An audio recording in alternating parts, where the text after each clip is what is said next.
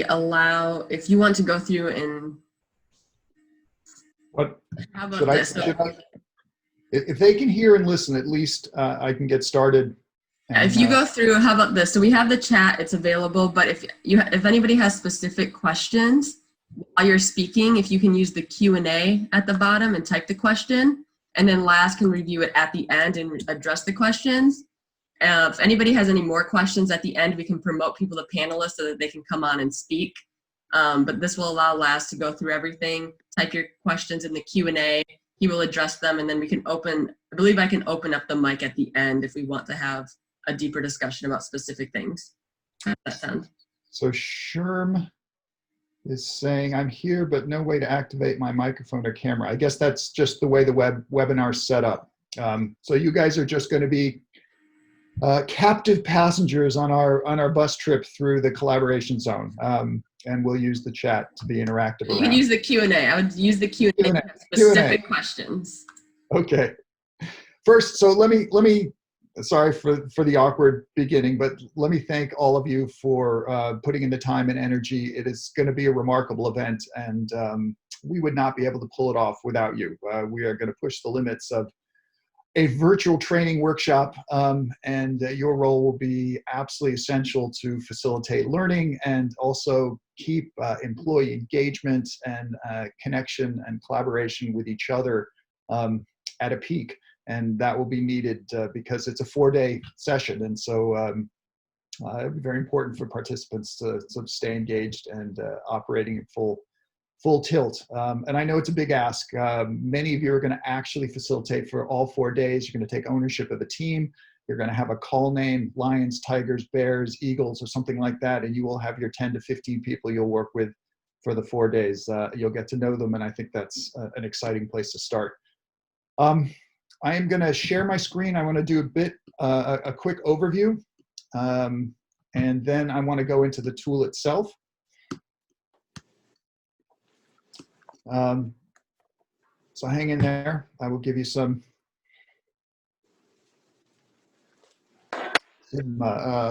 context for what we're trying to do collectively as a group. Let me see. Move your pictures off to the side. So collaboration zones, just our name for sort of the breakouts. We will have sort of an overall plenary in which we will have recorded speakers and some live speakers talking. But then we will shift into the collaboration zone where people will be able to work, interact, and your facilitation will be needed. Hopefully this has become obvious. If you have a chance to look at the agenda, you will see the 9 collaboration zones have been highlighted. Let's see. How weird that okay. I know you're giving a lot of time, but I also hope you get something out of this. You are going to get to learn, for many of you, to use Miro for the first time. It is a remarkable tool that helps teams actually get work done. I'm sure you've all found in this COVID world, Zoom and Teams and WebEx and all of those things are really nice for statuses and update meetings, but they're not so easy to actually get work done. But tools like Miro are quite helpful.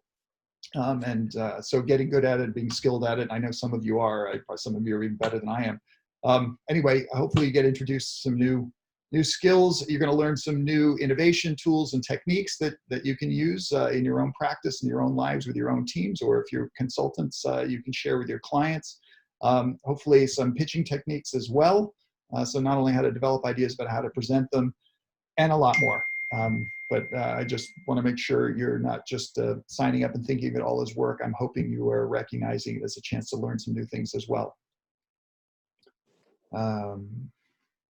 Just to sort of shape the overall context and the broader narrative of what the collaboration zones and the 4-day training workshop is intended to do, at least for our purposes.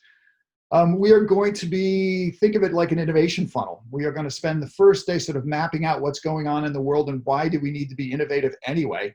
What does it matter to military aviation that we try and improve capabilities? And we're going to start to see some of the things that are most important around those trends. Day 2, based on those trends and the insights, these challenges will certainly come to life. 5 of them have been chosen. And we're going to be drilling down into those. So in day 3, we could then start generating actual solutions to those challenges as a team, as a group, inside your own collaboration zones. And finally, at the end, some of the best ideas will get pulled together and presented. Every team will do a presentation, but we will need to choose 3 of them to share with a larger sort of plenary group. But hopefully that sort of funnel approach makes sense to everybody. Start outside and end with a set of solutions based on what we've learned. Miro is going to be our primary tool. Well, we're going to be using WebEx as a way to talk and communicate, as you are going to be using WebEx as a way to talk and communicate and visually see all your colleagues. You will be in team mode, not in this webinar mode. So you will be able to talk to each other and unmute and be able to collaborate around that. We have templates set up, which I will take you through momentarily, that show you how the group will work with instructions to guide you every step of the way. So you're going to help the teams get comfortable, understand their tasks, work their way through it, largely using Post-its to brainstorm and document their thinking. And I'm going to need your help to record their final pitch on day 4. And I'm going to need your help to help select the best 3. And I'll come back to that one.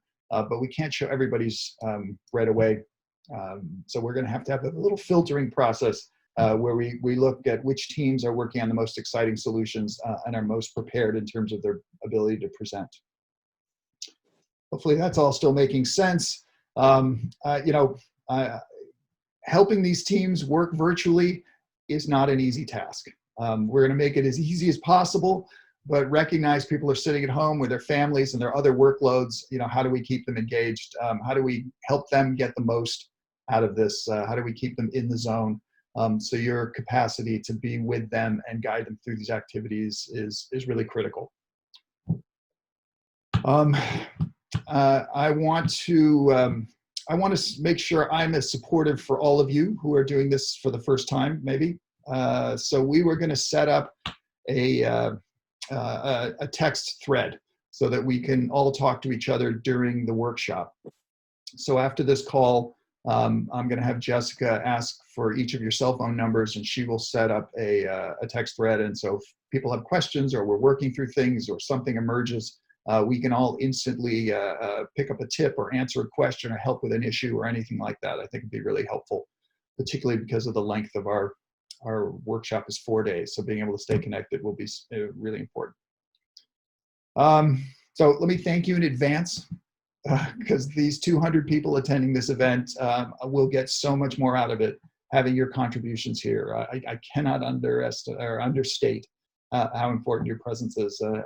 Again, I hope you get a lot out of it too, but I know you will be critical to their success going forward.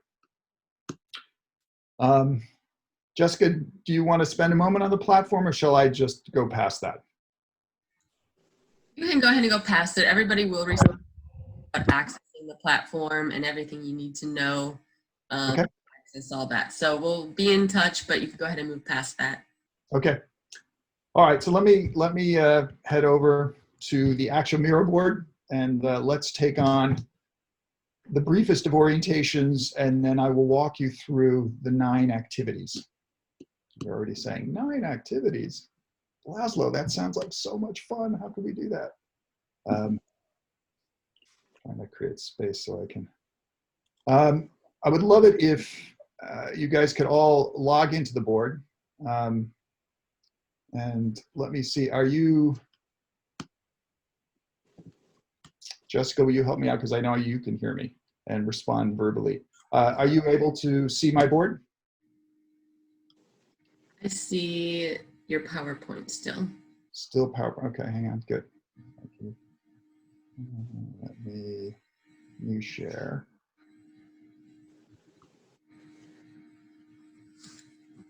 How about now? Yep, now I can see it. Okay. All right. So here's our board. If some of you, I hope, have taken the Miro intro course, some of you facilitators joined in late.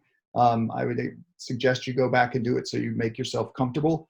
It is, again, a handy tool and something I hope you get to use well beyond this, this particular event. Let me introduce you to just a couple of the quick commands that you will be using over and over and over and over again to make sure we're all there. I apologize for the Booz Allen folks who know this stuff front and back, but just please hang in there with me. I'll be through this part in a minute, and then I'm going to actually ask you to apply what you're learning. Hopefully you were all able to log in, or you didn't have to log in. You all received my invite and are able to access this board. One of the things you'll how do I hang on one second.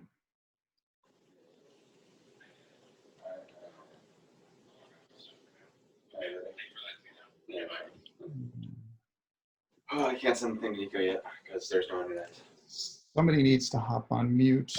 We'll work on other stuff for now, but he said he can still get it. But I can't. That's me, sorry. I can't figure out. Okay, there we go. Sorry, it was like all the commands were sticky. All right. So let's walk through a couple of these quick commands and just make sure everybody can do these. Then I'm going to do a little bit of an icebreaker where you get to practice basically the same icebreaker you will be asking your teams to do. So one of the cool elements of Miro, as you can see people's cursors roaming around, and that's, I find, cool for about the first 5 minutes, and then it gets really obnoxious. It's like having insects crawling around your screen. If you go up to the command at the top here, and you hit hide collaborators, that's one way to turn off all the people running around. The other helpful thing is I can bring everyone to me. So I got everybody on my screen.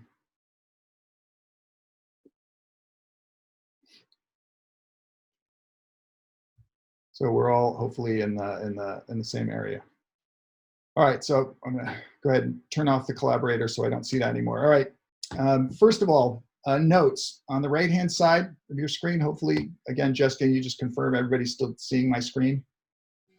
Yes, I can still see it. Okay, all right. So if you go over here on the right-hand side, you will see a notes section. The notes section, you are happy to share with all your participants who are in your collaboration zone. It provides instructions for every single one of the 9 collaboration zones we'll be working on. All right.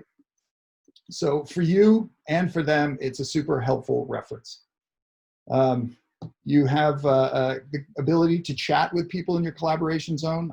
I'm still not exactly sure whether you'll have audio capabilities with WebEx, but hopefully that works out just fine. But you can go down here, click on chat, and you can talk to people so they don't feel left out, lost, and if they have questions or they're confused about something, or you want to send a message to everybody, but you should be able to talk with them easily.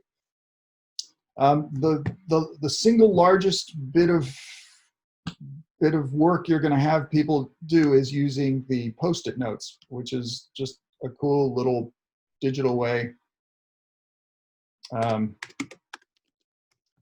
to write up and document everybody's thinking. You can move them around, cut and paste. You can duplicate them, and you can hit delete.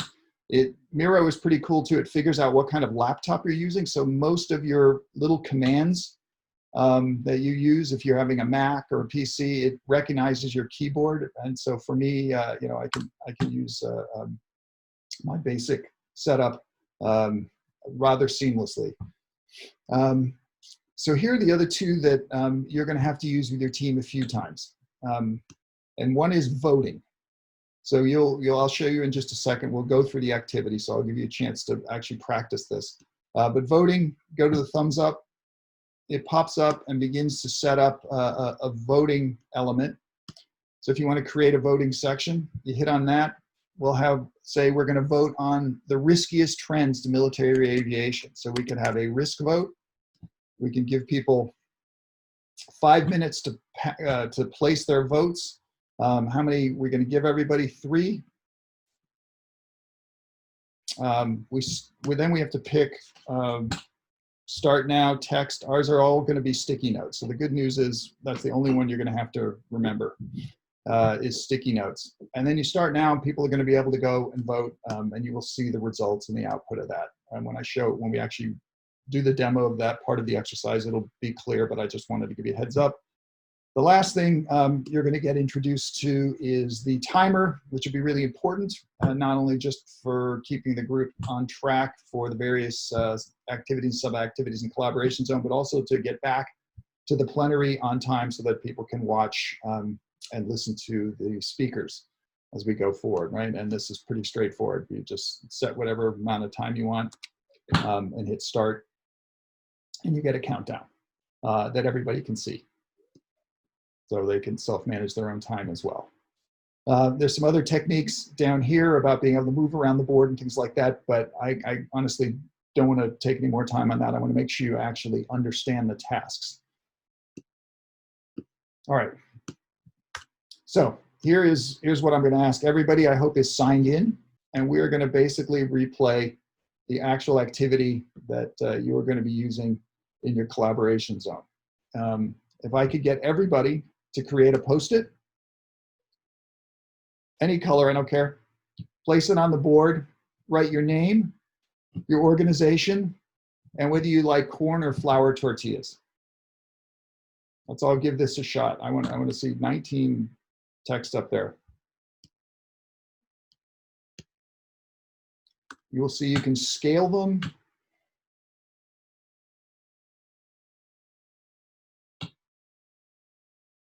Flour is an early leader. It was my favorite too. I like corn tortillas for enchiladas, but flour for everything else. Thank you, Toby. Thank you, Eric. Thank you, Soren. Thank you, Jose. Dr. Ben, thank you. Aaron, Jeremy, and the world's largest, Tariq. You like corn, and I like that you did a yellow Post-it the size of Manhattan. So see if you can scale it back down and actually put it on the board. This is all good practice for everybody. As I said, and this is what you will do sort of as an opening exercise for your teams, because everybody needs to be able to create a Post-it. Dramatic entrance for Fadi.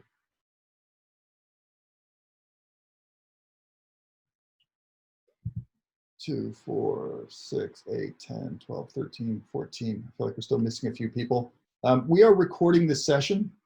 So one of the nice things is if there's a piece you miss, you want to go back and listen to again, warm yourself back up to an activity or something like that, you can do that. All right, here's the next thing I want you to be able to do. Just if you guys would humor me one more time, would everybody duplicate their Post-it? Click on your Post-it. If you're an Apple person, it's just Control-D.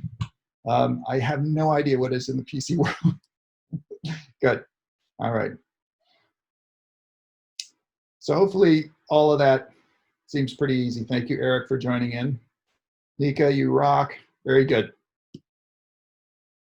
All right. So as I said, that is going to be the most common task you will do over and over and over again, almost exclusively in every single collaboration zone.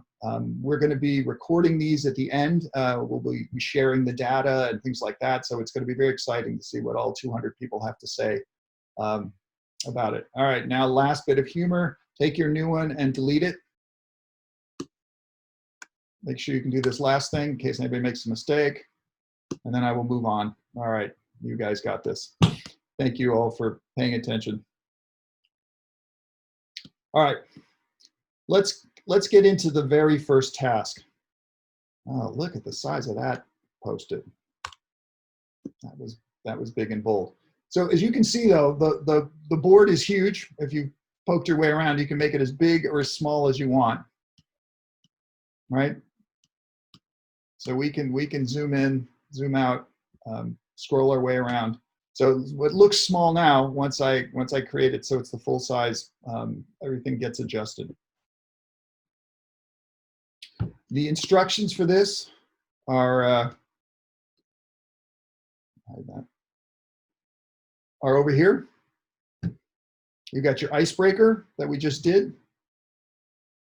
And now we are going to go through a process in which we are going to map out. This is the very first exercise. It will be right after one of the keynote speakers. I will introduce it a bit as well.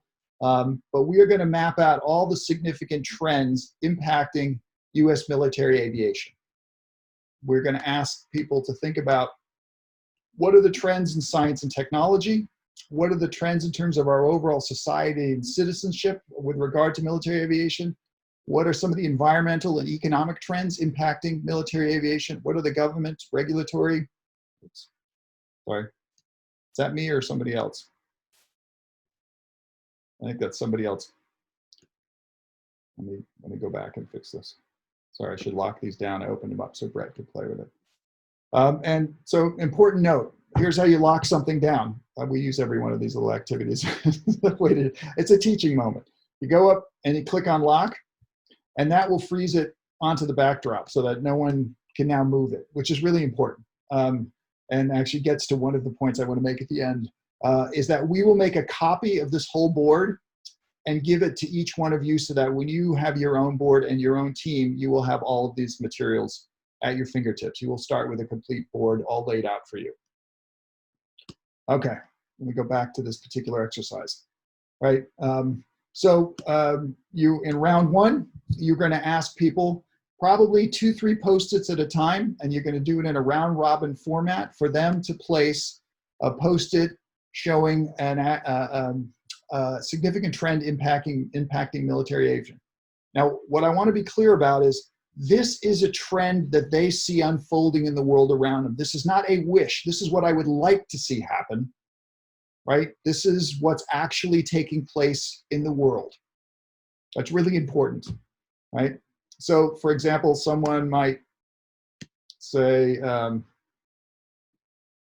use of AI, right? We got lots of machine learning and artificial intelligence going. Whether you think that's good or bad, it is, right? Somebody could say increase in climate change, right? It is. It's happening, whether we're happy about it or not. And I would just do round robin. I'd ask everybody for their first 2 or 3, give them a second to think about it, put them out there, and then ask them to tell you what it is. So they do a quick headline, like I just did. I think there's an increase in artificial intelligence. I think there's an increase in climate change, which may impact our bases and things like that in the future. And you're just catching headlines. So by the end of it, given that you have 10 to 15, 16 people, you should have 30 Post-its. And then I would do a round 2 and say, are there any other stickies or Post-its, any other trends that we missed? And I typically go back through like a clock and say, any other things on the citizens and justice, citizens and social side, anything else in environment, anything else going on with our government, funding cuts for X, Y, and Z, whatever. Anything else going on with our adversaries. Every time I hear about the Russians poisoning somebody, I go a little crazy. But anything around partners and suppliers, okay? Does that make sense? Hopefully it does. Again, I will stay on an extra half hour at the end. Yeah, there isn't really an other category. I like your spirit around it. I'm not going to make it any more complicated, but I like your spirit, Jeremy. When you run it in your own conference, you can do that. Okay, so everybody puts up their Post-its. You give them a chance to sort of get the first thoughts out. You go back through and see if there's any others. Then we're going to go back to the plenary and we're going to hear some speakers. One of them is going to talk about trends and sort of American exceptionalism in a warfare world and why we have an advantage. Then we're going to come back to this exact same board and we're going to do our first bit of voting. And so I'm going to track with me here. We're now collaboration zone 2. And we're going to do 3 separate votes.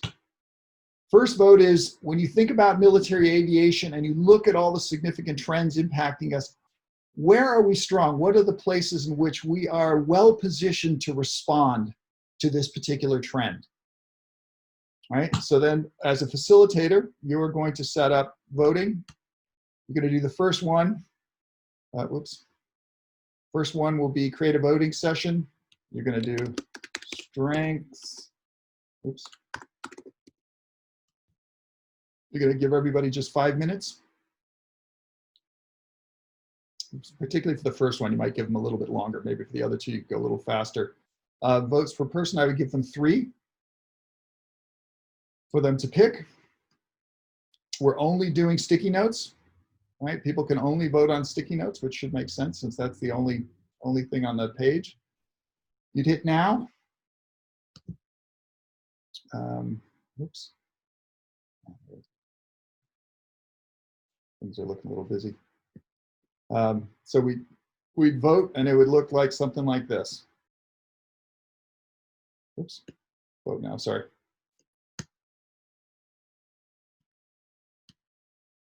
Want them to only objects in here. So I could put a vote here. You can see it over there. Say I put a vote down here. And somebody else puts a vote over here. And you will see the tally build up. The clock will keep track. And we will end up with whatever the group thinks are the greatest strengths military aviation has against those trends. Then while they're still warmed up to having read all the Post-its and taken it all in, looked at the world as a collective whole, you will do another vote. And voting for all. And we'll do another one, and this time we are going to, sorry, processing the results. And those were the votes. Climate change was the biggest, use of AI, whatever the top ones are. All right, so then what I'd love you to be able to do is to be able to take a quick screenshot of this.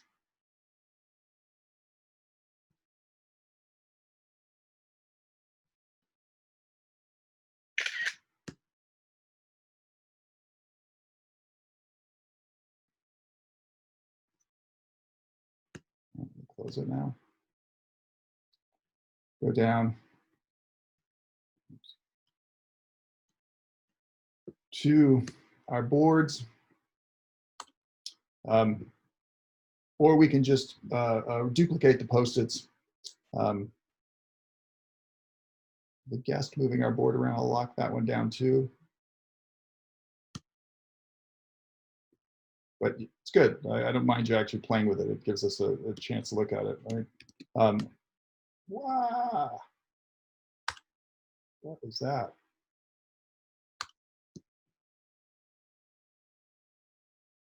Sorry, gang.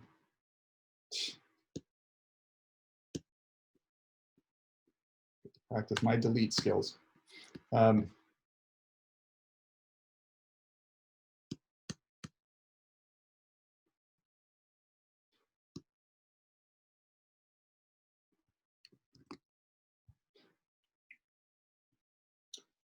So we end up with the results.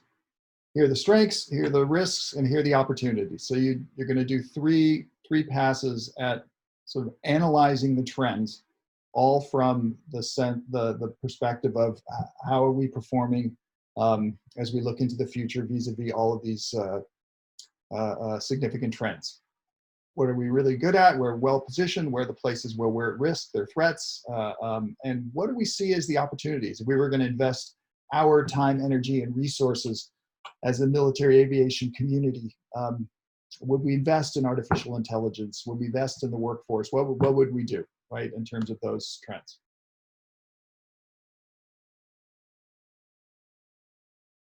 So hopefully everybody followed that.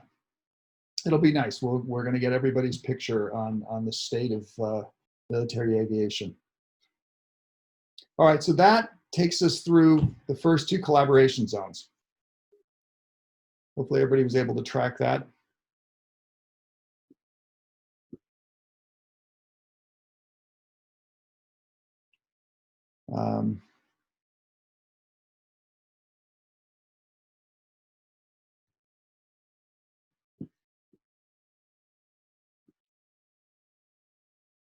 I ended up with some. Okay. So now we're going to look at a collaboration zone 3. So this is a new day, a new dawn. We're going to be learning about sort of the generational challenges, millennials and whatnot, and how they fit into naval aviation community and how we can help manage them. Brett, are you able to use any audio here to describe this task? Can we hear you at all? Yes, you can. Okay. So if you can just move the instructions a little bit for me. Let me make it that a little bigger, and let's move. Now, can you Okay. read all that? Yeah.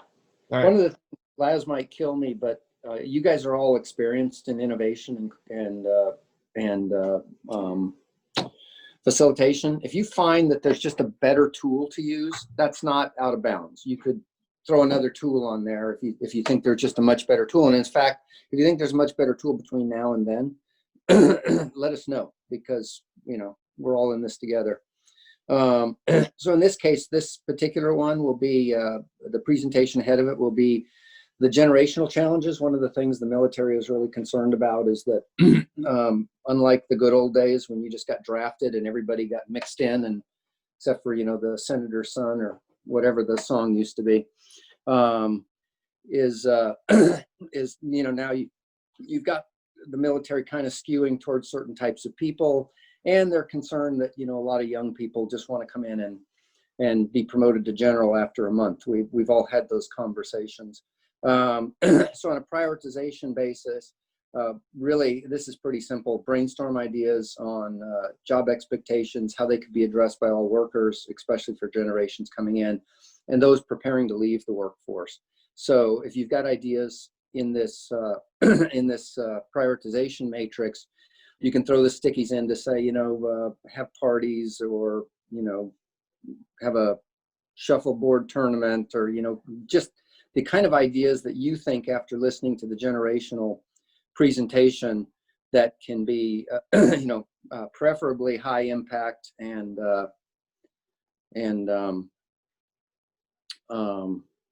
high and low effort. And then of course the team will have ideas for what kind of things we can do to better deal with the generational challenges the military is facing right now. And I think that one's pretty simple. All right. All right, so then we head down to collaboration zone number 4. So I had mentioned this is a relatively easy task. I will say the mind mapping that we did in the beginning of the significant trends was definitely the most complicated thing you will take on. So you can take a little bit of deep breath. If that didn't seem difficult, the rest of this should be fairly straightforward. Let me lock this down. Okay, in this one, we have chosen a series of challenges.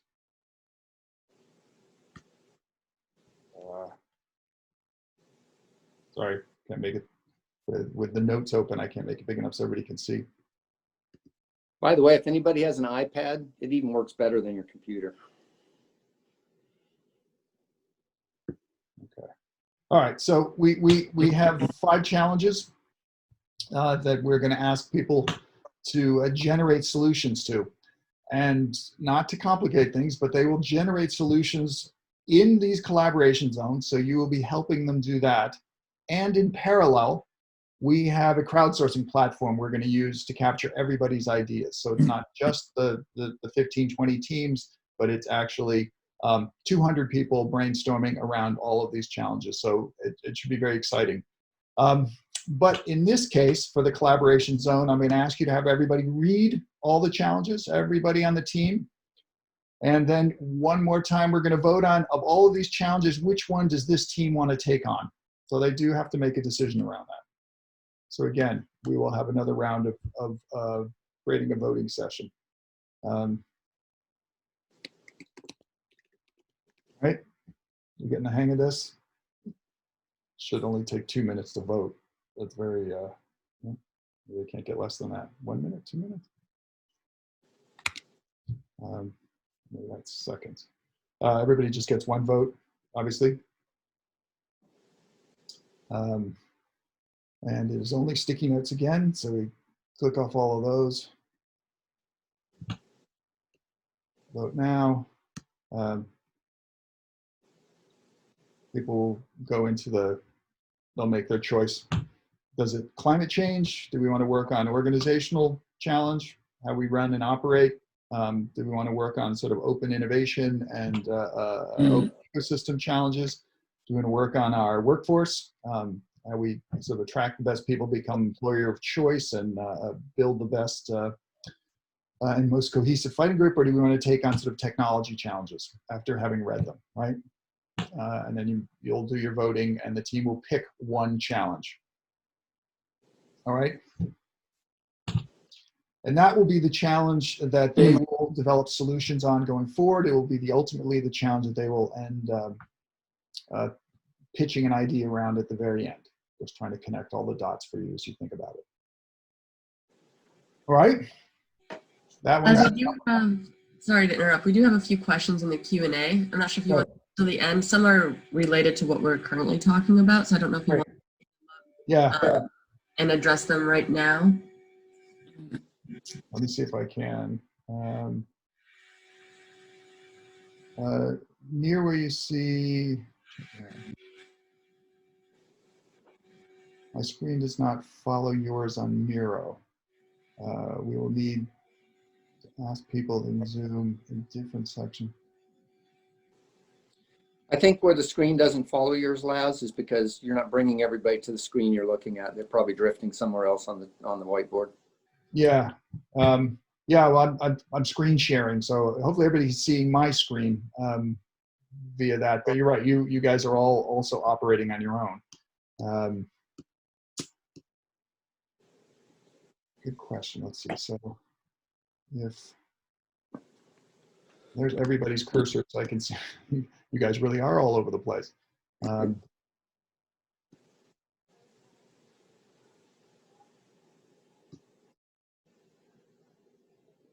Bring everyone to me. Wow, look at that. You guys are doing great stuff. Okay. Let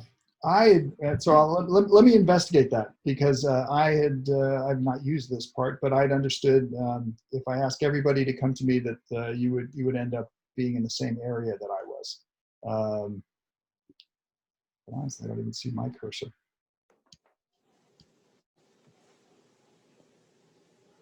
But yeah, so we'll have to figure that one out. How to keep everybody's attention and working on the same place. At some level, I don't think that'll be too hard. They'll be in an actual collaboration zone, looking at an activity that we're all working on. They may float away, but then hopefully they will float right back. All right, I'm gonna get rid of all the cursors, but you'd certainly be able to see where everybody else is spending their time. And who's bold enough to test out their handwriting. I'm using it. That's easy for me. Yeah, there you go. All right, Brett, you want to walk through the next one, the Johari window? Yeah, Collaboration Zone 5 was proving to be a bit challenging. If somebody really has a better way to do this, we're open to modifying the board.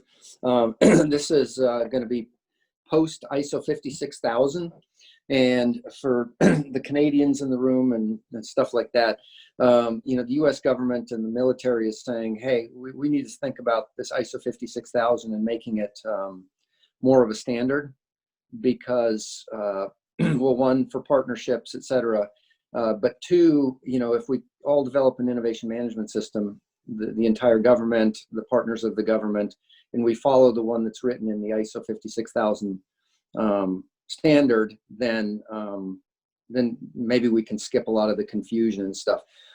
So really what we were thinking when we developed this one, and like I said, if you've got a better idea, please let us know, is by doing the Johari window, we can kind of look at innovation and how the people in the group see it. That it's, that if it's blind, that we don't know what happens. It's just that, magic black box that people drop stuff into, and all of a sudden we've got these new ideas and everything. Or where, so basically where they see it after hearing about the ISO 56000, where they see that things fit together and where they fit in. And this one is going to be a little bit to interpretation. But I think, this was the best tool I could come up with, unless somebody else, like I said, has something better. So basically you'll just drop in comments about what the group knows about innovation and how they feel about innovation after hearing about the 56,000 standard, and we'll see where it goes.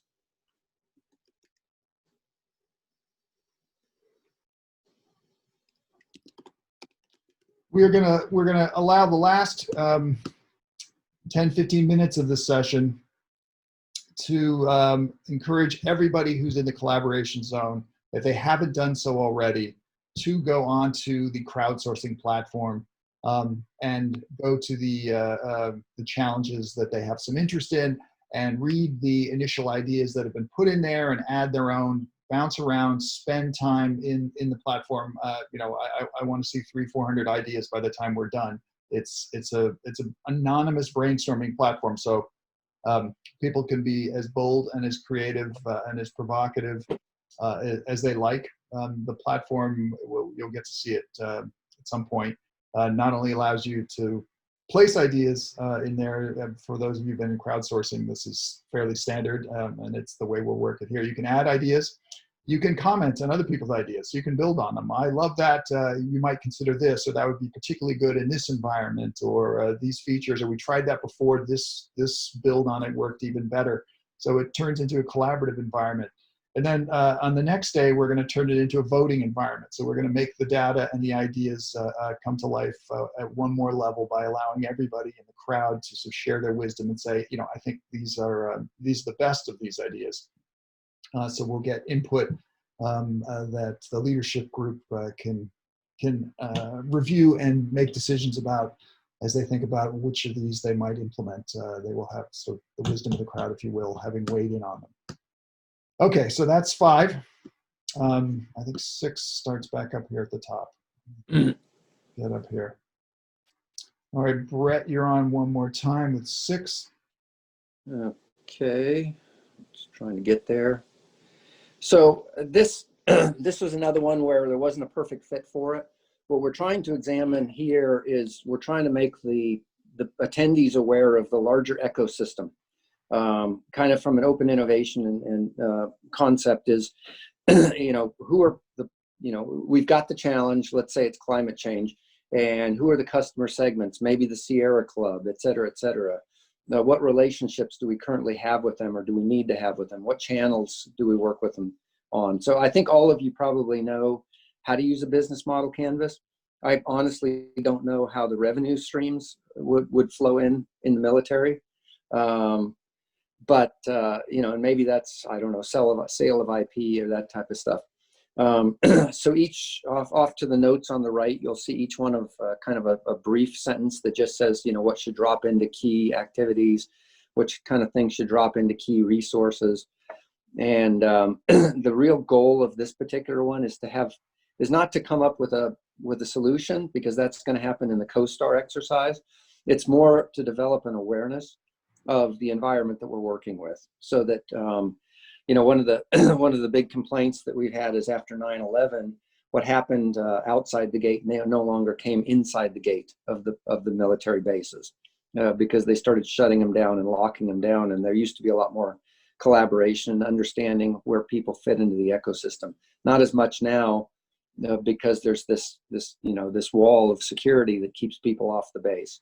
And so part of this is trying to figure out, again, how we fit into the larger community of contractors, civilians, employees, aviation itself, maybe the commercial aviation industry, et cetera. So this is an awareness exercise, not traditionally used in the business model canvas to solve a problem. It's going to be used more as just an awareness opportunity. Yeah, thanks, Brent. If depending, you only have 35 minutes, so I would sort of direct people's attention more into the green areas. Well, appropriations already, somebody's got ideas about how you might think about revenue streams. And it may be challenge specific. So certain challenges may lend themselves into talking about cost structures and revenue streams, and other ones that may be a silly question. But depending on what the one thinker chooses, you can see where their energy is and where their insights are. All right, so now we are heading down collaboration zone 7. Got moved around a little bit. Hang on. Go back and do a little. You guys are hilarious. Yeah, nobody stuck a picture of their dog on the thing yet. Oh, that's true. That is true. All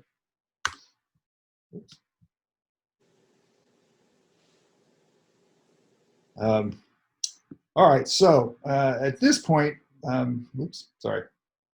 this point, they have selected their collaboration, their challenge that they want to work on. They've thought about it from sort of an open ecosystem, open innovation perspective. Now they're going to do a big brainstorm as a team about how they'd want to solve that. So this should be hopefully fun as well. It's going to be a lot of Post-it notes. If you guys just spend a moment just reviewing the ground rules. It's all right. We've got our challenge. We know as much as we're going to know about it now going in. I want everybody to participate, stay focused. One person speaks at a time. So after they put up their Post-its, you go back through and cycle through. I go for quantity, see if we can get 20, 30, 40 ideas related to that solution. Listen, build on the ideas of others. Wild ideas, okay. Defer judgment, that's really important if people start critiquing each other. Say, hey, this is in the divergent part of the process, so allow people to be as creative as they can. Lock that one down. All right. Now, if they get through, depending on, again, I'm not exactly sure how cohesive the teams will be and how fast they work together. We'll probably be a little bit all over the map around some of that. But if they get through, they can start working on developing a value proposition. They can select the best of their solutions, right? That will take a moment too. So you brainstorm all these ideas. I'm sorry, let me not skip an important step. All these Post-its on there. And again, you can do a round of voting and see which solution makes the most sense for the group to work on. They will pick that for you. And then I was starting to get into, if they have time, to start building a CoStar value proposition, which I will explain in just a moment. The other thing I'd like to do at the very end of this, the ask on session D, is now that they've generated a bunch of those ideas, even though they're just picking one to work on, there's probably 4 or 5 in there that are worth sharing on the crowdsourcing platform. So again, I'm going to ask you and encourage you to send them back to the crowdsourcing platform and submit some of those ideas. Write them up and add them. So we enrich the pool of ideation in general for the overall conference from each of these individual collaboration zones. And hey, Brett. Wow. That's nice of you to have joined. Let's see if I can work around Brett's monster picture. Okay, so that's collaboration 7. They will learn a technique called co-starring, which they're going to use in the next 2 collaboration zones, and I'll spend a moment on that as well. Captain Brett or Captain Subin. Okay, so they've picked their solution. Here's what they get to do next. A little bit like Business Model Canvas. They will be filling out this template to complete their solution, and then the information they generate in this template, they will package up and turn into their final presentation at the end. So CoStar, and I've added a little bit of a resource or reference guide over here, is a methodology we've used all over the world to help people develop highly valuable ideas. In our opinion, only valuable ideas get approved, only valuable ideas get funded, only valuable ideas get bought, implemented, adopted. So why not use value as the sort of guiding principle to drive your innovation efforts? And from our research and stuff, there are basically 6 questions that help determine whether your idea is ultimately going to be valuable as you iterate your way through it. It's sort of our way of making sure innovation is inevitable. So those 6 questions turn out to be sort of who's the customer, what's their unmet need for your idea, how big is the opportunity, what's its full potential, why should we spend our time solving this customer problem, what is your solution for addressing that customer opportunity, who needs to be on the team for it to be successful, what's the advantage of your solution over the other alternatives, and what are the expected results from your solution. And again, I will happily at the end do a Q&A and talk to you more about CoStar. I will also leave you to come back and read more about it, but you can also reference this with the teams. You're answering 6 fundamental questions that transforms your solution into a value proposition, and it's that value proposition you are presenting at the very end. This just gives you a little background on those questions. It's the first time through, so it will be raw, it will be incomplete, it won't be quantified. I wouldn't worry about any of that. I would ask people to make a first pass at all the letters. You can actually, if people want, you can invite them to divvy up their work. So a pair of people could start putting Post-its over here for who needs to be on the team within naval aviation and outside naval aviation. A couple of people could work on thinking about how big the opportunity is. More people could drill down into the actual customer problem in greater detail. Some people could work on the expected results, on the solution. It all needs to hang together at the end, right? That's the critical part. All the pieces need to be connected, but it's just fine if people work on different parts of it. Okay, now we'll get to the last one. The last task in here is they have to make a presentation. And I think we decided it was 4 minutes or something like that. So 5, thank you for that, appreciate it. So here's what I'd like the presentation to look like. Again, they're going to harvest all the work they've done previously in CoStar and create a CoStar presentation based on that. So we should have what the challenge was up here. If they decided it was a climate challenge that they took, they stick in the title of their idea, would go in there, name of idea, then they could put in, they could do it in Post-its if they want, I don't care, but it would be Mark was on the team, Kevin was on the team, Fred was on the team, who are the team members? So we have sort of, imagine the title slide that we'll be presenting. Make sense? Okay, so then we get into the actual CoStar, and it'd be nice if someone had a quick overview about what it was. To solve this problem, we will be suggesting this multimedia approach to create a new awareness of why the military is a great place to work, and we should get young, bright engineers to join us, whatever it is, whatever the quick overview is. Then in here, again, happy to use Post-its, that is just fine. The customer problem, basically you're asking who cares and why, right? What is the issue? What is the problem we're solving? And it could be lack of top-end talent joining naval aviation, right? And we could define it even further, drill down what kind of talent. Is it engineering talent? Is it a pilot talent? Whatever it might be. Is administrative talent? Something like that. And get into a bit about why that's an issue, even maybe what's causing it.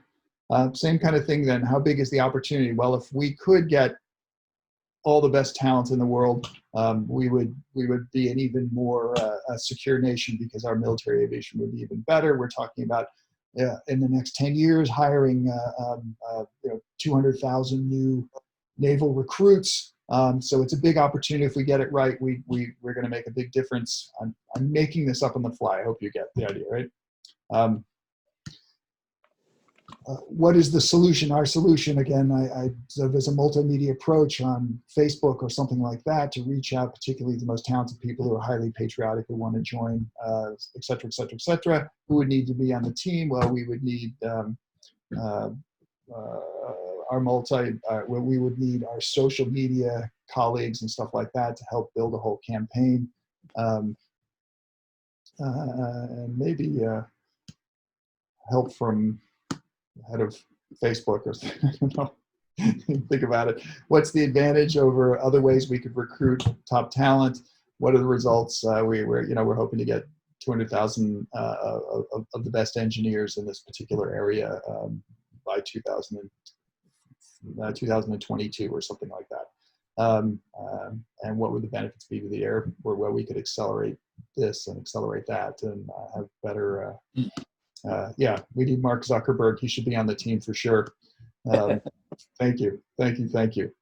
Okay, so they take that on. Again, you might have people working in one section or another. Somebody working on the results for their solution while other people are working on the advantage.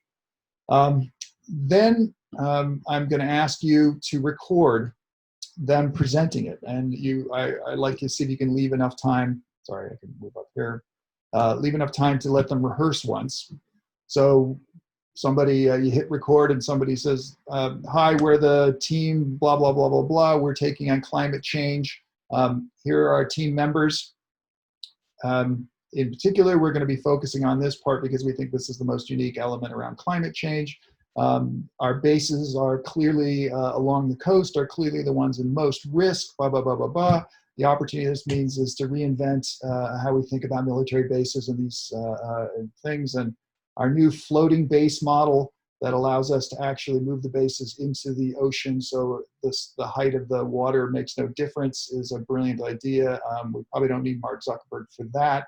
I do appreciate his little mask and face, but we do need like pontoon experts and the people who built Venice or something to be on our team. And we need military gondolas to be able to go around our floating bases or something.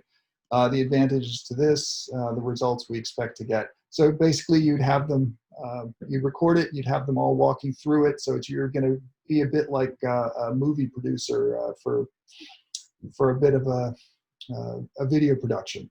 Get everybody to figure out their roles, get comfortable talking about them, and then making sure everybody can get through it in 4 minutes. Second time through, I'd record that too. I'd record both of them just in case something funny happens, but that will be the one that is going to be shared. All right. Here's one place where we are going to maybe take advantage of having us all have message chat capability, because Brett and I are only going to be able to show 3 of them. So I know you guys are all doing good work and we will record them all and they will all get to be seen in due time. But to close the conference or close our training workshop, we're going to pick 3 to work on. So I'm going to ask you to help us make those selections, because Brett and I simply don't have time to watch them all and get them chosen. So if you think you have a group that is particularly polished, so their presentation looks good, if you think they're working on a solution that would be interesting, exciting for people to see, we would love to hear about it, because those are the things we would love to be able to present. And if you look like you have a group that's a little all over the place, they haven't quite settled on it, and it's okay. We're happy to have them work their way through this and end up with a result and learn the tools and things like that, even if it's not a perfectly packaged outcome. That's great. Again, it's an innovative journey. Nobody's smart enough to think their way through a big innovation from the very beginning, and having to do it virtually in a group online is a challenge for anybody. So I'm not dinging anybody. I just want to see if we can get the best of the presentations shown. And in my experience doing some of these, some of it helps if the idea that emerged is an idea that somebody's already been doing some thinking about, because they then can take a leadership role and sort of guide the development of that idea for something that's brand new. and they can sort of lead some of the presentation around it. But I'd love it if everybody in the team had a moment to present. So if, say, you had 2 or 3 people working on the Advantage part, I'd like those 2 or 3 people to quickly have a moment of airtime if we could. And Laz, just to add, Yeah. And that's the thing is, if somebody's got a breakthrough, call it out. If somebody's group has something that just changes everything, we got to show it to them. So if you've got something amazing, let us know. Don't keep it a secret if you're working on something great. Even if it's a crappy presentation, if it's a breakthrough idea, that's okay. I'd rather shoot a crappy breakthrough than crappy presentation breakthrough than a bunch of like ho-hum, whatever kind of stuff that might be shiny and sparkly. Okay, so that was your 9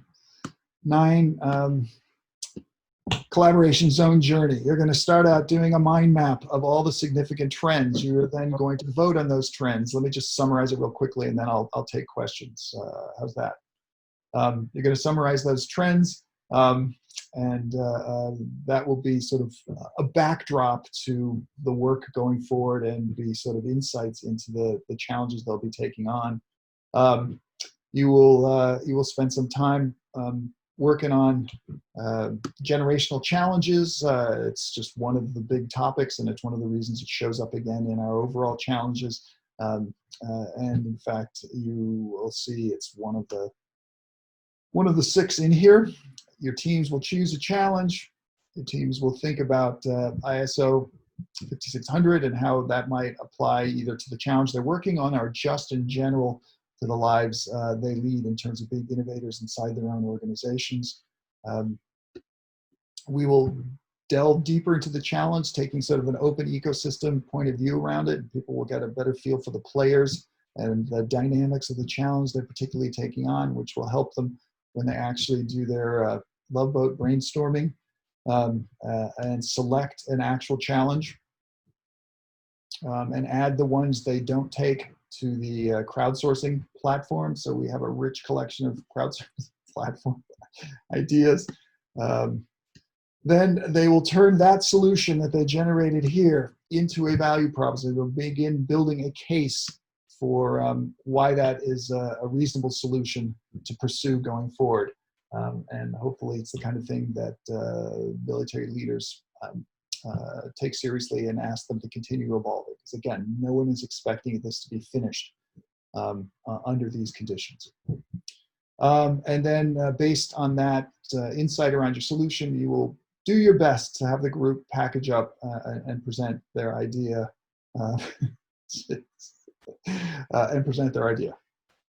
All right. That takes place over 4 days. Basically, I think there's 2 collaboration zones each day that you need to rally around. I understand some of you can't make all 4 days, and so people are trying to team up. So we'll have maybe 2 people assigned to a team if needed. All right. Boy, it is frustrating not be able to have you guys hit mute, unmute, and be able to talk to me. I can actually, I think, allow them to talk if you want me to just go down the list. Absolutely. Absolutely. That would be good. You can mute I believe you can mute yourself if you don't have anything to say, but I'm just going to allow everybody to talk. I think I have to go one at a time, so I'm slowly allowing people. All right, so if you've got questions, queue them up in your mind. There's also some Q&A still left. Yeah, no, I'm sure there is. We got 20 minutes left. We'll unmute so we can. Can anybody test it and say something to make sure? Hello. Hi. Hello. Hi, Fadi. Hey guys, how are you? You know, this is the first time I use Miro. It's pretty. It's actually pretty interesting. It's a little. I think it's a little like scatterbrain all over the place, but it's actually pretty cool. Good. Hello from the coldest capital in the world. No, it's good. It's good. Hopefully, so Dr. Brett was asking about what typically have we used before for collaboration. I don't know. I've got to play with this a bit more. But are you on, Dr. Brett? Yes. All right. Yeah. So typically we've used like, Slack and Trello. Trello is like a project management, task Right. management, and mind maps, but they're independent, different tools. They're not all like integrated into one like this. Right. Right. And this Well, this reminds me a lot this reminds me a lot of like Prezi. Do you guys remember Prezi? Yes, we do. Yeah, both the joy of it and being seasick a little bit as it swirls around. You will. Especially if you get somebody that gets so happy with those spiral. Yeah, that's right. Exactly, with all their transitions that make you dizzy. Well, when you're working with a collaboration zone, you will just mostly spend one time on one area. So it won't feel dizzying, right? You'll spend the whole time working just in that space. And if people wander off, they can come back. You'll see down here at the bottom, I don't know if it helps at all, it shows the entire universe of where you are. It's they call it a map, right? I think you can even pin the section down so everybody works in the same area or something like that. Anyway, but that can help you get back to where you want to go. We can go up to the giant post-it. Yeah, what would be good, especially these guys are the people we'll be working with are military, is to actually give them like a procedure that says, okay, guys, here's how we're going to operate. We're going to zoom in on this particular zone. Use the chat screen to ask questions. Good. So almost like have a that. list. Do you know what I'm saying? It's almost like giving them a procedure, because those guys would love it. They know how to follow. Hopefully they'll be able to talk like this. And you know what, when I had mentioned, if you need to go a little bit rogue, on the left, you see the bar on the left where it's got the blue arrow at the top. Right below that has all the templates for all sorts of great tools. If you just click on that real quick. So if you have a better tool, there's mind mapping. So if you basically say, hey, there's a better tool that we could use, go find it there, drop it in under the section, move things around a little bit if you need to. That's not against the rules. Kind of try to stick to it, because Rick Fernandez and Frank Voll are going to be creating a book. So your name will show up in the book, unfortunately, because it's the military. The book will only be made available to you and attendees of the training. So, but at least, your name will be in there. Your contact information will be in there. So if your group really loves you, they can call you and you can work for them if you need to.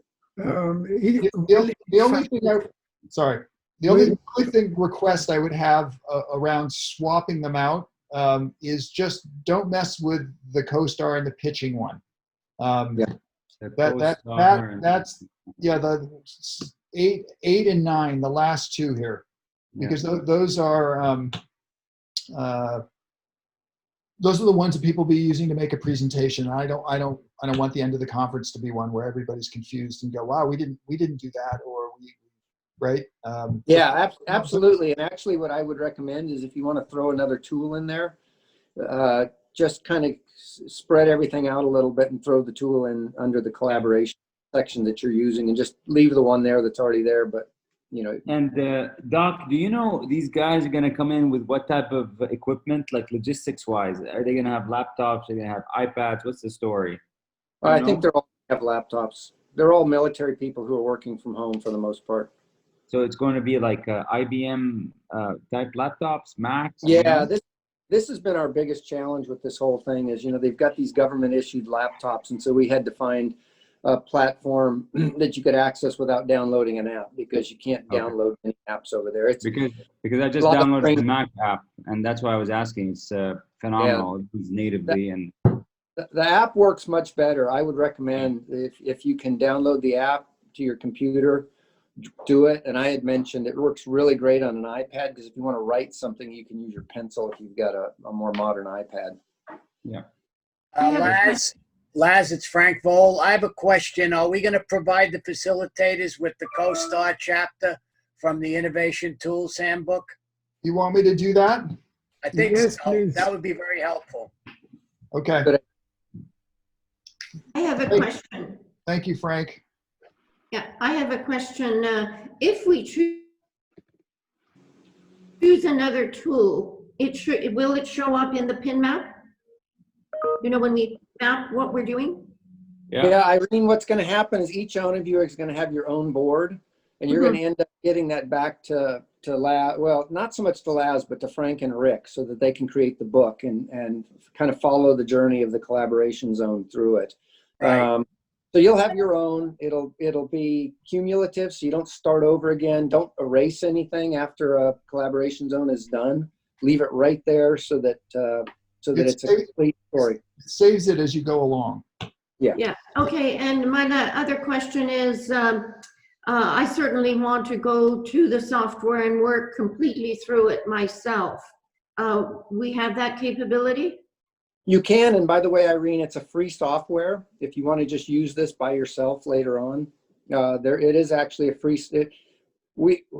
It's free for individuals or maybe 10 or under on your team, but you have to pay once you get over a certain number of people, and that's the only thing. But you can download your own one and start playing. Well, I think what I'm asking is if we can work through the process that you've set up, because the different collaboration zones, and then just erase what we've done. Yes. Just sort of as a practice run. Yes, you can do that. Okay. And what it'll look like is you are going to get assigned a board and a team name and a set of participants, your team. So you will just like I was running, imagine I was the Eagle team and took you all 15 of you or 18 of you on the phone on Zoom through the process. You will each have that exact same experience. So we'll get you your board soon. I don't want to misspeak about where we are in terms of assigning teammates to facilitators and things like that. I'm probably getting ahead of myself there, but that will happen. But we should be able to get your boards and you should be able to practice and play so you get comfortable with it. Yeah, and while we're on that topic, I'll just briefly bring this up. First thing, Irene, yes, you can, even before you're assigned your own board, I believe you can go in and just create a board or a project, I think it may be called, and you can just play around with it if you like to just play around without having the templates up. So you should have access to Miro where you can do that, and you can always just delete it if you want. To Laz's point about assigning your board, so what will happen is kind of similar to how we're in Zoom right now, and we just clicked over and went into Miro. We could see Laz's screen. We could still, well, we would typically still be able to hear each other if we had been on. That's how it's going to work during the event. We'll be using WebEx as mentioned. What will happen is within our event platform, all the facilitators will be assigned a team name. And your team name, all your attendees or your team will be able to find it in the platform. They'll be able to click the WebEx link, which will bring them to WebEx, and all of you will be provided the link to your board. So you'll be able to share that with your team in WebEx, and so everybody will be able to click over that way. So I'll be sending a follow-up email. Again, this session is being recorded, so you'll get the recording, but another email I'll send out, or another document I'll send out, is just a reminder of how you'll access WebEx, how you'll get your board assignments, your team name, and all of that. Perfect. Thank you. Yeah, Irene, I bet you can think of all sorts of places you can use this already, huh? Oh, absolutely. I love the flow of it. I think it's a really good brainstorming technique. And then you really impressed how you're getting to the value proposition. Good God, she's going to give it to ISO, and ISO will insist that we all collaborate on Miro to create standards. Well, Miro is a sponsor for the conference. I'm sure they would really appreciate that. Don't do that, Irene. Don't do it. Don't worry. I think we have enough of our tools. But I'm impressed with this. Yeah, very good. Thank you. Quick question. Are the team members anonymous? No, I don't think so. So the team members, when they come in, they don't have to create a Miro account. And so if they do happen to have a Miro account already, when they enter, it'll have their name. So when you saw how everybody was moving their cursor around, it had their name up. If they don't have a Miro account, it'll just say, I believe it says guest editor or guest contributor. But I think what we're gonna have to do is, and again, I'll send you details, but I think we are going to take a roll call and just everybody put in their name when they enter, so we know who was participating and who was on the team. But as far as the cursor moving around, not everybody will have their name assigned to the their cursor.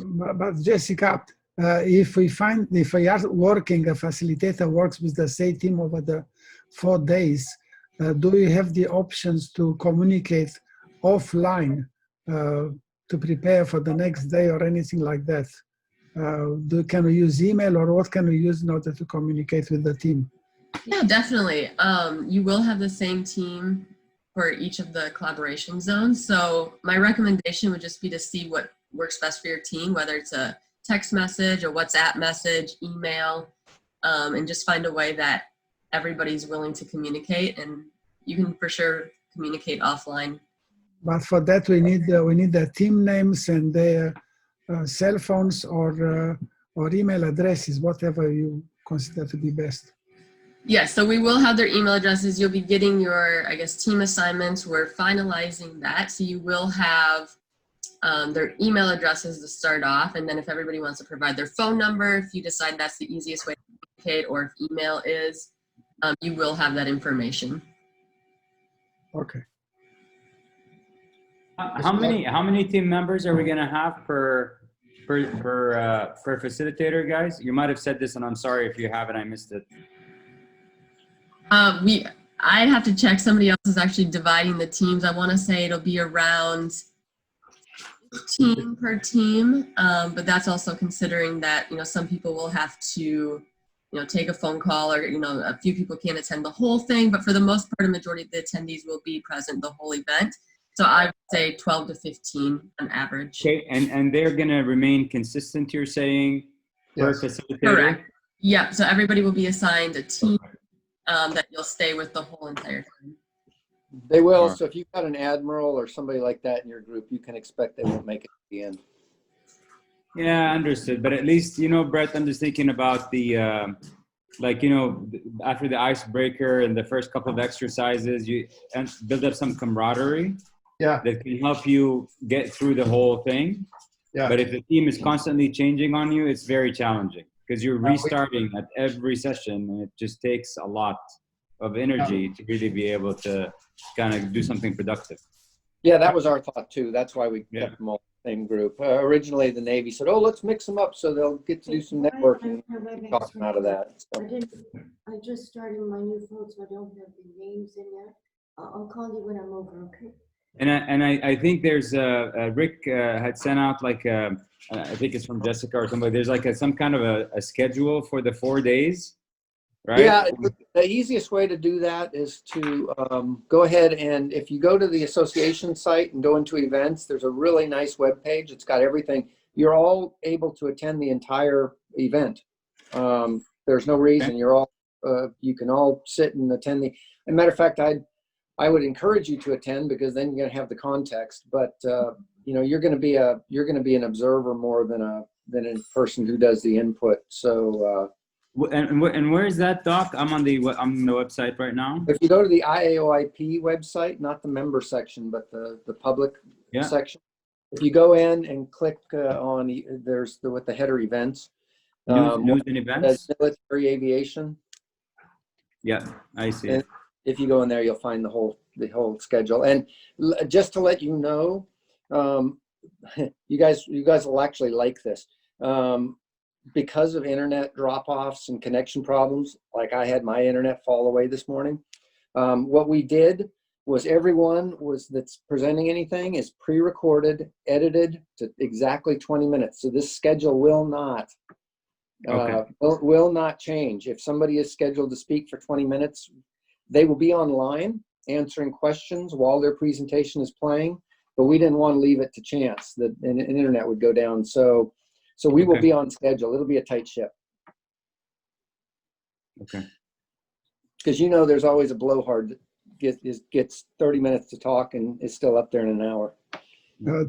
Talking about tight ship, some of the text refer to naval aviation, some of the text refer to military aviation. Is it focused all on naval aviation only? It's the vast majority of attendees are naval aviation, but Air Force people can be there, Army people can be there, people from other countries. If you've got people who are Canadian military and they could get approved quick enough, they can only come from one of the 5 I's: the U.S., Canada, UK, New Zealand, Australia. They're welcome to attend, and we'd love to get some military people from other countries because, let's face it, they have to collaborate also. It's important to know that most of these people will be civilian engineers, scientists, program manager types. Okay, they're not like boots on the ground.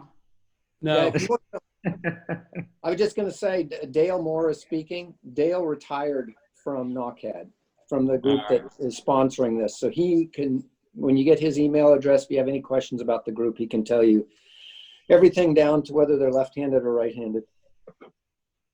Okay. What was that name again? Dale Moore. It's DaleLeeMoore@gmail.com. I was the lead strategist for NOC AD and NAVAIR headquarters and did it for the whole Navy R&D long-range program. I probably know too much. He's a very bright guy. He knows more than he should. Hey, Doc, who do we email to get our mugshots on the facilitators section? Jessica. Jessica? Okay. So it's me and Tariq that need to go in there. Yeah, she'll get it. Okay. Laszlo and Brett, this is Frank again. I put into the chat box an interesting website to review on naval aviation. It's a 50-year history with all of the different magazines. Each 10 years, there's a magazine published quarterly on it, and the archives are available. So if anybody wants to do any research. Nice.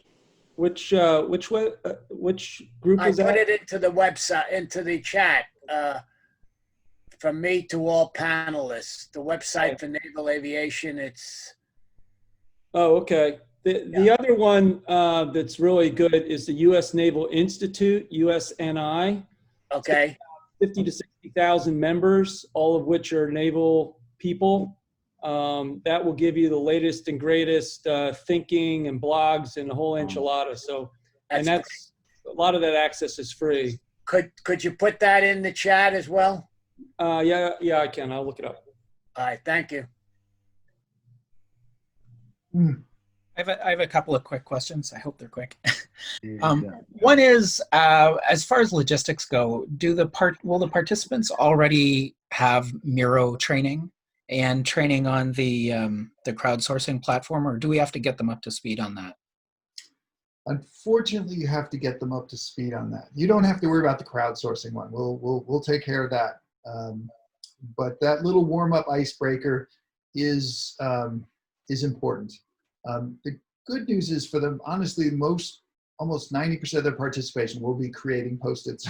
So while it looks a little complicated, a little overwhelming, it's because you're doing the voting, you're doing the thing, right? But hopefully they catch on quick. And yeah, you'll have to be a little patient with people as they figure it out. And I guess for the crowdsourcing platform, it's going to be a matter of, cutting and pasting to bring things over there. There's no automated way to bring anything over to that, right? Yeah, I mean, to add stuff to the crowdsourcing platform, you just need to have a title for your idea and a short description, and know which challenge your idea fits into. So that part's pretty easy. Okay, and the participants will be doing that, I mean. Yeah, they won't have any trouble going, oh, this was the idea I really liked, let me add that to the crowdsource. And they can embellish on it, right? They can make it longer than the two-liner and the Post-it, or the 2 words. Good question, though. Thank you. Okay. And my second question is, could you talk a little bit more about the logistics of how you see the video presentation coming together? That's great. All right, so they will put together their pitches. I'm going to ask you to press record. You'll be on WebEx. So you hit record, and the output is an MP4 player. So I want to make sure everybody who's in a group has their pitches recorded. So I'm asking all of you as facilitator to make sure you hit record. And if you can do a practice run and a final run, that would be great. As people are going to that last day, I will be reaching out, asking how polished does your group appear? Are they working on something that seems like the kind of solution that would really resonate with the larger community of participants? And so we can start, hopefully, even as you go into the last day, already having some hints about what groups we might go through. But anyway, after your last recording, Brett and I will reach out and say, how did it go? Is this something you think's worthy of a top 3 video presentation? And if it is, we will have it uploaded into Dropbox, and then the production team will run like rabbits and get it set up so that we can share it with the rest of the community at the closing session. And you know, Brett and I will make the point that we had to pick 3, even though all of these were pretty remarkable. Did I touch on it or come back? Oh yeah, that's exactly what I needed to know. Thanks. All right. So we're going to have, you guys will do your recorded pitches. We're going to everybody's going to take a break. And during that break, we will run around to ask, get access to your recordings and get the final ones set up. As Rick Fernandez is trying to say a few words, but he can't talk. He said he's not let in. Oh, probably just as well. Sorry, I heard he was a great guy. Why are we shutting him up? All right. What He's is it? my friend. Let him talk. Okay. You should be able to talk now. Okay, Rick. I was muted on purpose. I don't know Yeah. why. But anyway, no, nothing that important. But I did have some input. I mean, the Excel spreadsheet that came from Jessica, I think, has a lot of detail, probably more detail than what's on the website. I do suggest you look that over, because that's going to show you not only when the actual collaboration zone takes place, but also the session before it that you should be part of, so that then you can better contribute to, or not contribute, but lead the facilitation for that session. Yeah, thank you for that. No, it is helpful, because the thematic elements of this, you will see they're chunks of areas of topical interest that the speakers talk about, and most of those feed into some of the activities that you'll be doing in the collaboration zone. So to be aware of what's just been presented is helpful. Thanks, that's very good, Ricardo.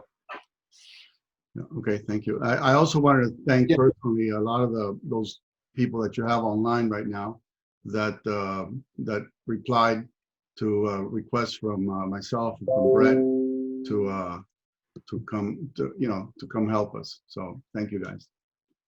Yeah, I by the way, Rick and Frank, thank you for helping with this. As you guys all know, we had somebody commit 20 people, and they only ended up sending over about 6. So we were shuffling there at the end, and we really appreciate Rick and Frank stepping up and helping find you guys.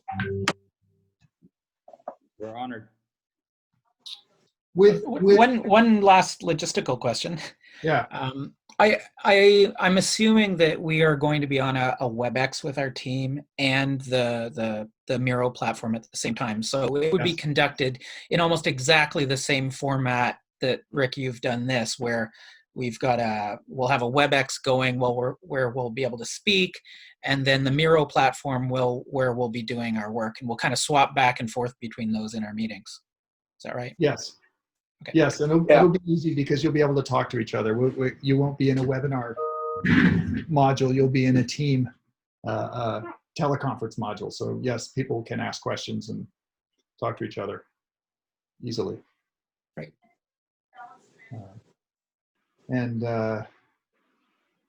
Yeah, is there anything else as we wind down now? Anything else Brett and I can do to help you feel more comfortable with where you are? I'll send out the CoStar chapter.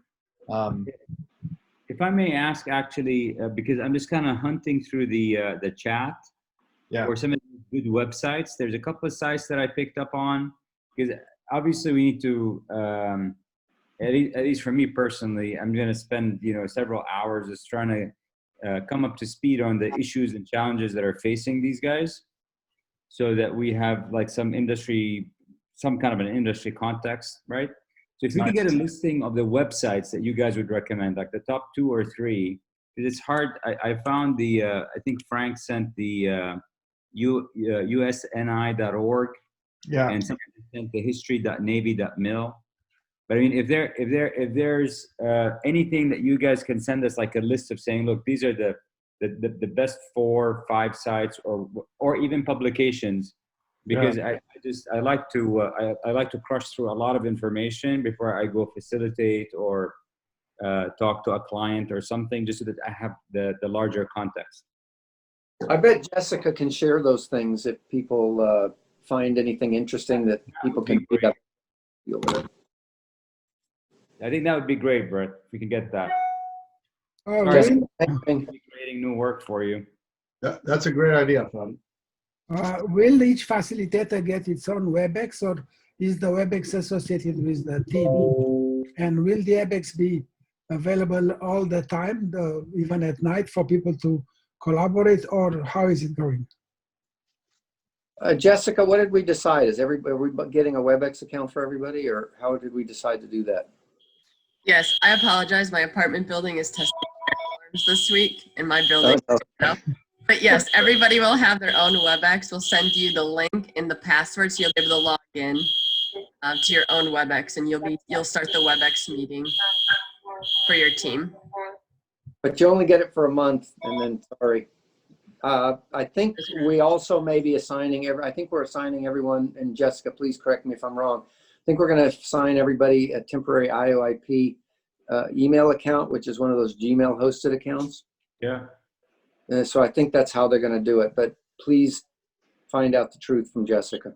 That's correct. So it'll be an IIP email address with a password that we created. You'll get access to that. So guys, it's going to be WebEx, not Zoom. Sorry, it's going to be Zoom. Yes, WebEx and not Zoom. No. Okay. Not at all. Jessica, please be very, very, I mean, think of us who are receiving your communication as if we were still in 5th grade, okay?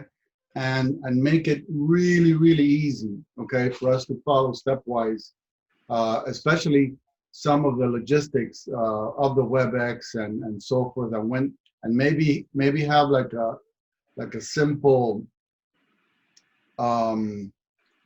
I don't know, like a Snagit, you know, of the different screens showing, you know, push here to record, you know, something like that, really simple, so that nobody has a problem, and then finds themselves right in the middle of these sessions and not be able to do what they need to do.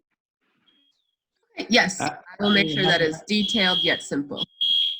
I have a suggestion for you guys.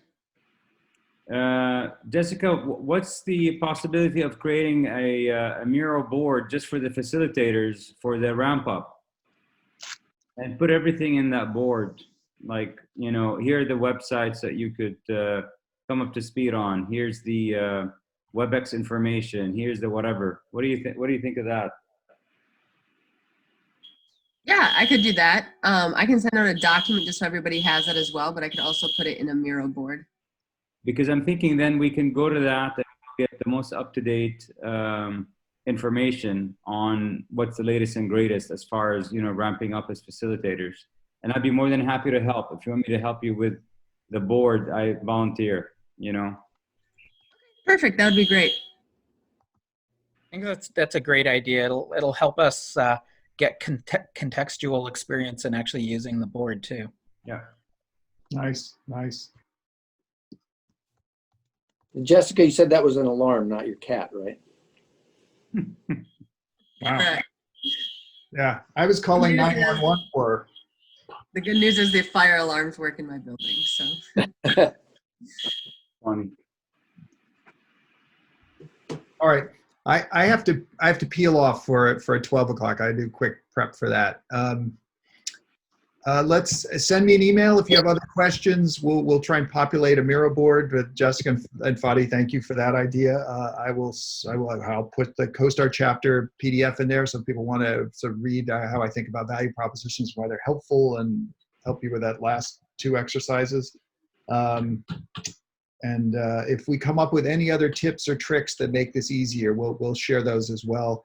And last thing for me, at least, is if we could give Jessica our cell phone number so she can create a chat line so that we can all talk with each other easily during the program. I think that will be a big help. And if we don't need it, that's just great. But if you do need it and someone has questions, it's wonderful to have us all be able to either answer the question together or all get the same information at the same time, real time. Another possibility, if no one has, if everyone has a WhatsApp, we could create a WhatsApp group temporarily. I'd highly suggest the WhatsApp. I think that's the best. I'm happy with that too. I just didn't want to make the assumption that people had WhatsApp and wanted to download it. Works for me. Is there anybody who's uncomfortable with WhatsApp? Yeah, anybody doesn't have WhatsApp? I mean, that's a good question. Yeah, I don't have it. Yeah, I don't have it either. I can download it though. Yeah, I don't have it either. I deleted it when they had that virus and I've never reloaded it. All Well, right. maybe it's not the right solution. All right, but everybody can send text messages. That's why I sort of went to the least. That's good. All right, so we'll stick with text messages and avoid any app fatigue. It was great meeting you all virtually. It breaks my heart that we can't all be in person. It would be so wonderful to have a glass of beer at the end of the day and say hi to all of you, but sharing from Brett and I's It's perspective. okay, Laz. You can just send us wine and cheese and we can all, wine and I love cheese. it. I love it. All right. Take care, all of you. Thank Good luck. Okay. All right. Yeah. All right. Bye-bye. Bye. Thank you. Bye. See you, Laz.